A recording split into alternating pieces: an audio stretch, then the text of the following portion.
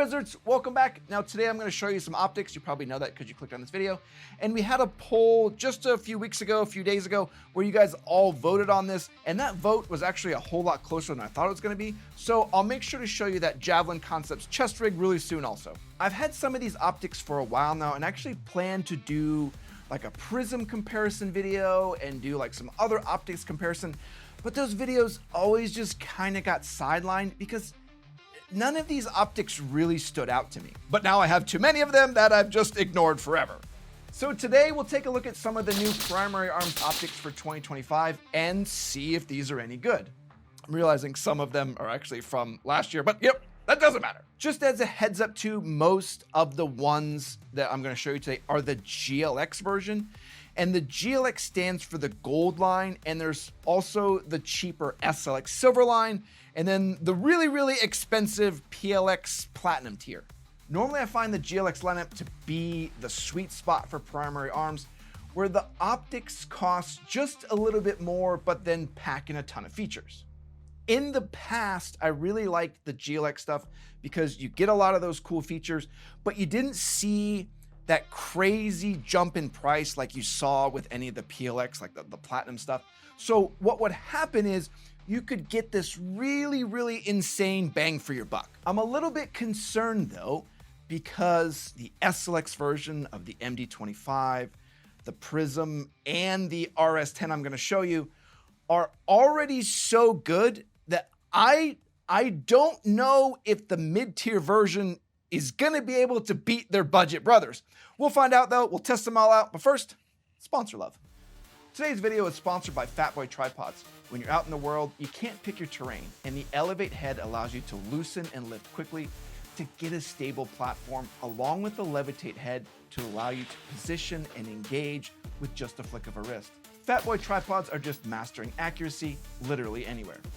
We're using Fatboy Tripods today and pretty much every single day, and I love them because I say this every single time. They pull double duty because they have the Arca and the Picatinny, so I can use them for both my camera and my rifle setups out on the range. I just love them. So if you want to pick up one of your own, make sure to use discount code TLDco to save a ton over on the Fatboy website. Big thanks to all of our channel supporters and all the guys who support us, particularly people over at Fatboy. You guys are just awesome.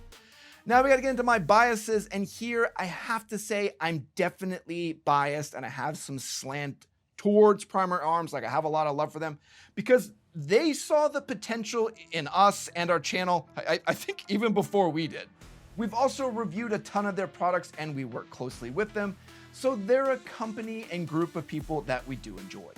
So know that I am biased, but there are so many different primary arm optics offerings that there are some that I love and some that I don't. So I don't mind leading you from one product to another.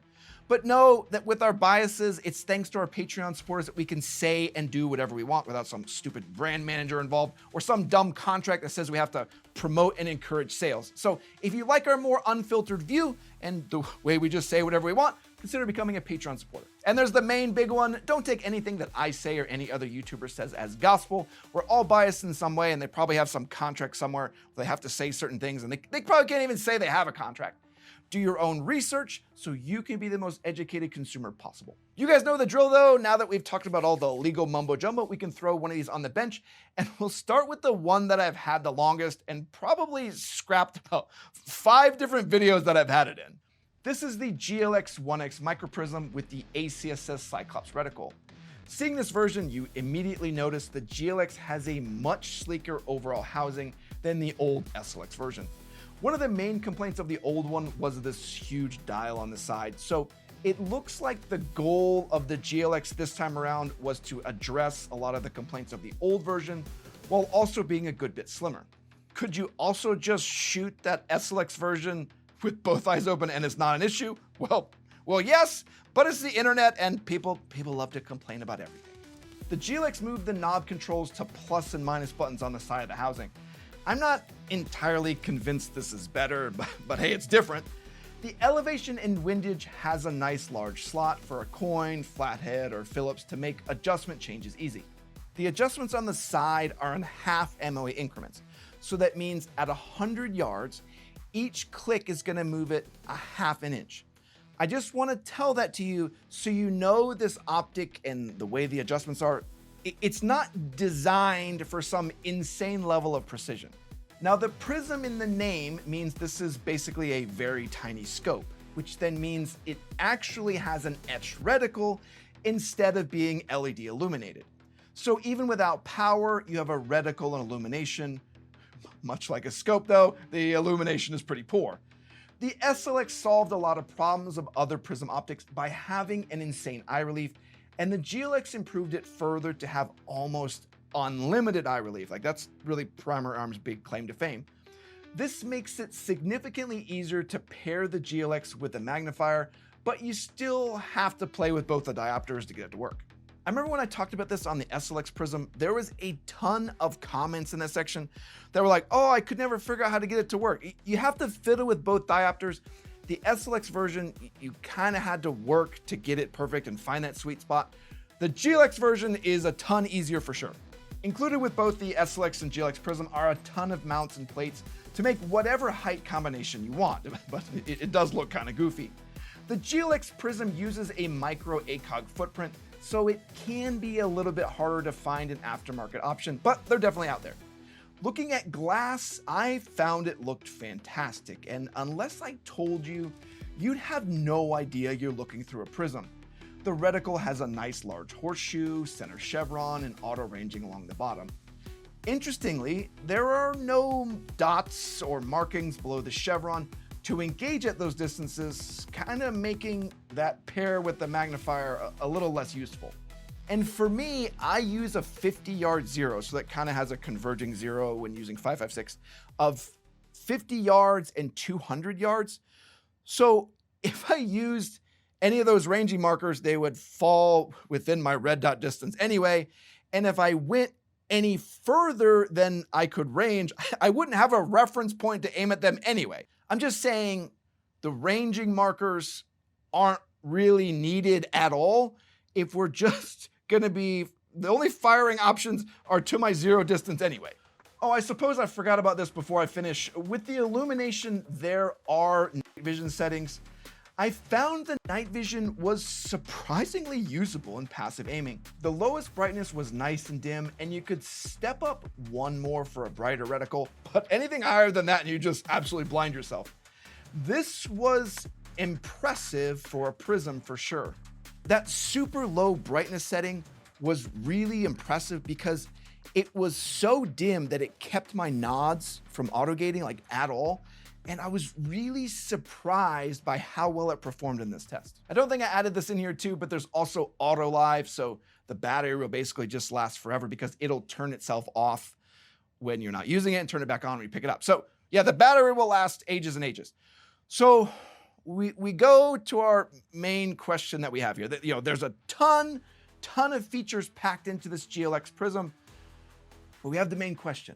Is it better than the original SLX Prism? Here I have to say, I don't think so. The GLx version is a solid A tier, but the price and features of the SLX Prism is S, even with the huge knob. While the GLx is sleeker overall, I found the rotary knob was easier to use instead of the small buttons, particularly in the dark.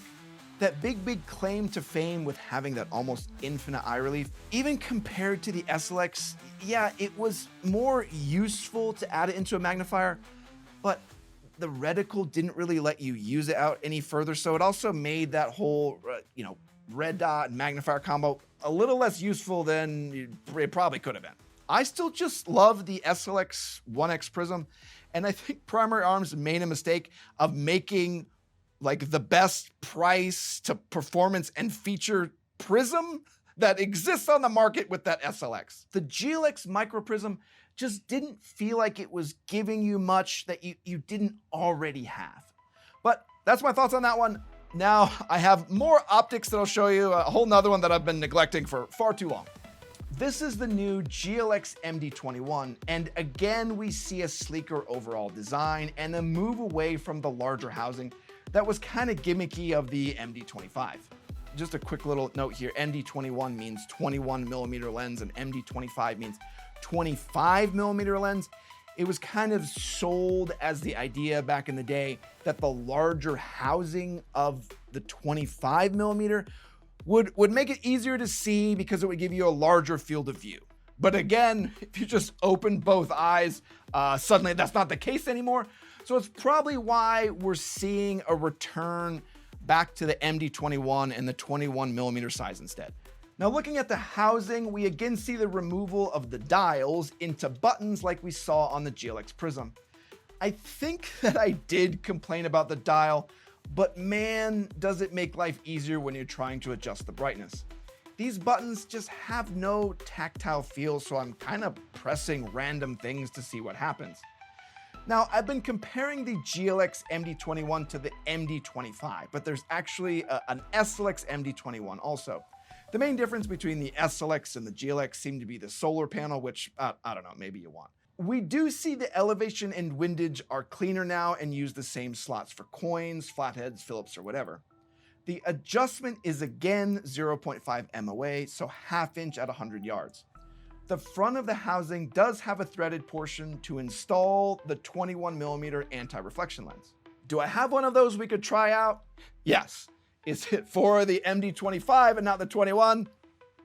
Also yes. Much like the MicroPrism, the MD-21 uses the same included mount, so you can get whatever custom height you want with this. But this time it uses the standard T2 footprint, so you have a billion different mount options. Now, one interesting thing with the MD-21 that makes the ½ MOA adjustment increments a little more challenging is the full ACSS CQB reticle with markers out to 600 yards. Now, I love this, but it also means a single click at 600 yards is gonna move the impact by 3 inches. I know I'd be a little bit annoyed if I was shooting 1.5 inches to the right or 1.5 inches to the left if the target I was shooting at was just like in between clicks. So just be aware, again, this just isn't designed for precision, but again, no red dot really is. Looking at the glass, I have to say it's good with just the slightest blue tint that's definitely worse on camera than in real life, and it helps to make the reticle pop. There is the slightest fisheye along the edge of the optic, but it was so slight I had a little bit of trouble even capturing it on camera. The MD-21 glass quality, I felt punches above its price point, but unfortunately, the glass clarity is ruined by my main complaint, and it's a pretty huge and distracting one. The way the red dot illumination is set up in the housing, I don't know why, but it makes these crazy reflections on the inside of the housing. So you have this ring that's always showing up, or part of the reticle or other random bits, and it confuses the hell out of me. It's kind of frustrating because when you look through it in any sort of like mid or low light, you bring it up and you're like, oh no, it's broken. Like something's broken inside of here. And then you look through it some more and you're like, oh no, it's just designed this way. To get around it, you kind of have to mount the optic as close to your eye as possible to try and get rid of this effect, so be aware of that when you buy. You do have a ton of different illumination settings, but as soon as the reticle is visible, you start to get that bleed all over the inside of the housing, so you often have to run it a little bit dimmer than you want. Looking at night vision performance, this is bad. The housing is now reflecting all the nonsense around and behind me while not allowing enough light from the front to see anything. The illumination, even at the lowest setting, is far too bright. This just does not work. From the housing spilling light everywhere to the pretty bad night vision performance, I just wasn't loving this optic at all, but going out to the range and actually running it, it went plenty fast when you just ignore all of those things, I suppose. The good news is the MD-21, like all the other GLXs we talked about with the Prism and everything else, they also have auto live, so you don't have to worry about the battery dying if you left it on, because it's gonna turn off when you set it down like we talked about before, and then turn back on when you pick it up, so it lasts pretty much forever. Oh, there's one bonus. Again though, lots and lots of features packed in here, but it brings us back to that same question. Is the new GLx MD-21 better than the old SLX MD-25 or the new SLX MD-21? Here I hate to say, but again, I don't think so. The old MD-25 had its own issues with image reflection, but it's not nearly as distracting as this one we're seeing today. If you're in love with the MD-21 though, for some reason, the GLx is the smarter buy if you're getting the ACSS reticle version, because the difference is only like 20 ducks. But if you're getting the standard red dot version, I would probably recommend you get the SLX MD-21, because the difference between those two was like 40 mallards, and I don't think the features that are added in are worth that. But I'm very interested to hear from all of you about the SLX MD-21 version and if it has some of the same issues. I'd like to test that out too. Now though, the next optic we have is actually the SLX version, because we saw the GLx version of this last year and absolutely hated it. That optic is the SLX RS10R mini reflex sight. That's a lot to say. The R in the name is the most important part because it means RMR, or normal people footprint. The GLx RS15 from last year had the Seymour footprint, good lord, that connected into nothing and was more just a head nod to the European market. I think the RS15 also came with some sort of Glock plate. I don't know. That optic was universally pretty meh here in the States. There's also the Classic series, but those are trying to compete with Sightmark, so we're not even talking about those. The SLX 10R means we can use it, and I really like the look of the housing. Even though it's not enclosed, it makes for an intriguing budget option. I like the 1632 side-load battery tray, but I hate the tiny chiclet brightness buttons. Those buttons aren't primary arm's fault though, no. We all have to give thanks to Trigicon for patenting big buttons. It's so stupid. And much like the rest of the world, we can't wait until your totally legitimate patent on button sizes runs out. Sorry for that tangent. The elevation and windage are easy to use with the included tool, and being 1 MOA is no big deal when this is likely on a pistol or less precision demanding setups. You also get a really nice Picatinny adapter to use this on shotguns or other setups, and I like that was included. I mounted it on top of our Vector Optics 2-12, and it's been working nicely. Now, do I wish it was the ACSS Vulcan reticle? Yes, particularly as a top dot. I say that because, yeah, it does have a nice 3 MOA dot, but the Vulcan is just so much easier to find quickly. Now, if you're wondering where you're saving all that money, look at this, it's the glass. At this tier, there is a noticeable fisheye that is just standard at this price point. There's no way to escape it without spending a little more on your optic. The illumination also says it has night vision settings, but the buttons being so small makes transitioning to passive aiming pretty difficult. But if you did fumble your way to that last setting, you'll see it's still pretty bright. I was actually surprised because I'd call this usable in a pinch, particularly as a budget option. The light transmission, well, it wasn't as bad as the MD-21 at least. I mean, I liked it and I was kind of surprised how usable it was. I think my night vision recorder was making it look a little bit more blown out than it actually was when I was looking through the night vision, but it was brighter than it needed to be. So what are my thoughts after seeing all these new optics? I thought a lot of the GLx options were pretty so-so. I do think that the SLX Prism is still the better buy, and I would definitely lean you toward the SLX MD-21 because the GLx one we saw, it's just not good. I just didn't feel like the GLx version had that same bang for your buck from the past. The new SLX 10R was a huge jump over the GLx version because it's cut for, guns people actually use, has a side-loading battery tray, but the same tiny-ass buttons. The GLx RS15 just doesn't make a lot of sense with other red dots on the market, where the SLX is a quality-level entry optic just to get you in the door. So if you're looking to get your feet wet in red dots on pistols, I mean, maybe you're FUD at this point and still want to try it out. Red dots are a standard. I'm gonna die on that sword. Or if you want to test using red dots as an offset on your scope, they work really well doing that. The RS10R the SLX version is a great point to go into because you save a little bit of money, but you still get all the cool features and you can test it all out and then see if you want to move into like a bigger, more feature-rich optic later. The GLx MD-21 and the GLx Prism, if you're looking at those, I would just make sure that you need those extra features because the SLX version, they have pretty much everything already in them also. But that's my thoughts on some of the 2025 primary arms optics. I do love them, but you can see, I think as we went through the review, you can see why some of these have kind of been set to the side because they're just not as inspiring and crazy as some of the optics we've seen in the past. But stay tuned. Hopefully we get to see that new 2.5 to 20 soon. I know it's been, I mean, I hope it doesn't get delayed into oblivion with all the stupid tariff nonsense. We'll see, and I got my fingers crossed we get to see it soon. But I hope this video on some of the new primary arms 2025 optics was helpful in your purchasing decisions.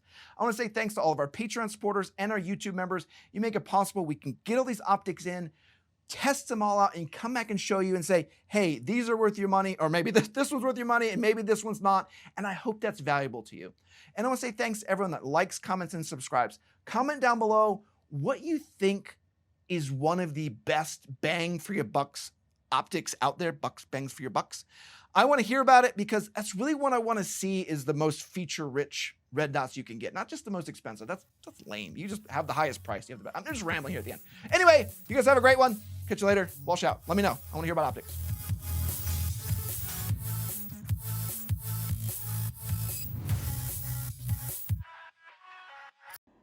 Even at night, boys. Even at night.